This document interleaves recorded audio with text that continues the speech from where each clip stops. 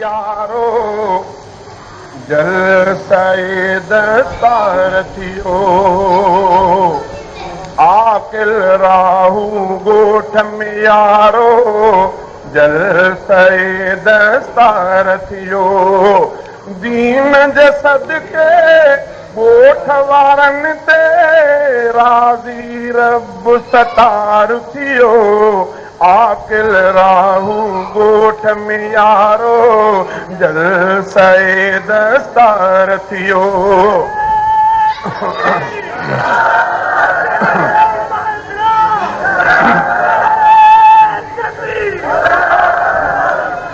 आकिल राहू गोठ में यारो जलसे दस्तार थियो दीन जे सदके गोठ वारनि ते राज़ी रब सतार थियो आकिल राहू गोठ में यारो जलसे दस्तार थियो अब्द हलीमा राहू हितड़े हाफ़िज़ बणिजी यारो वयो अब्द हलीमा राहू हितड़े हाफ़िज़ बणिजी यार वयो अब्द हलीमा राहू हितड़े हाफ़िज़ बणिजी यार वयो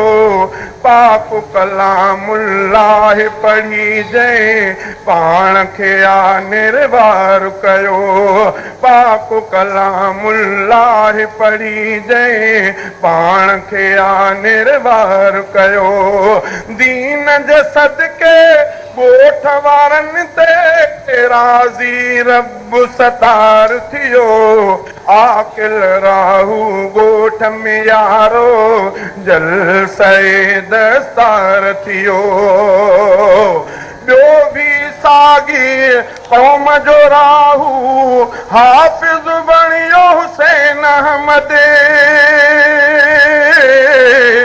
ॿियो बि साॻी क़ौम जो राहू हाफ़िज़ बणियो हुसैन अहमद पाक किताबुल्लाह सां सीनो पंहिंजो जंहिं आबाद कयो पाक किताबुल्लाह सां सीनो पंहिंजो जंहिं आबाद कयो दीन जे सदके गोठ वारनि ते राज़ी रब सतार थियो आकिल राहू गोठ में यारो जलसे दस्तार थियो ज़ैद रशीद ॿई नंढड़ा नीगर रब जो जिन ते फज़ुल थियो ज़ैद रशीद ॿई नंढड़ा नीगर रब जो जिन ते फज़ुल थियो तिन खां सिवा पिण नंढड़ी न्याणीअ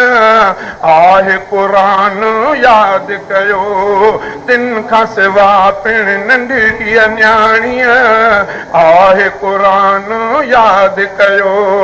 दीन जे सदके गोठ वारनि ते राज़ी रब सतार थियो आकिल राहू गोठ में यारो जलसे दस्तार थियो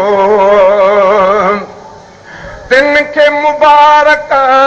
मां बि ॾियां थो जिन जिन जा ही बचड़ा आहिनि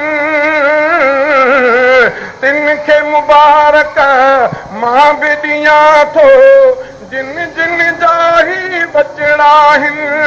ॾाढी ख़ुशीअ मां शेर लिखी आ ॾाढी ख़ुशीअ मां शेर लिखी ऐं दिलि सां आ इमदाद पढ़ियो ॾाढी ख़ुशीअ मां शेर लिखी ऐं दिलि सां आ इमदाद पढ़ियो दीन जे सदके गोठ वारनि ते राज़ी रब सतार थियो आकिल राहू गोठ में यारो जलसे दस्तार थियो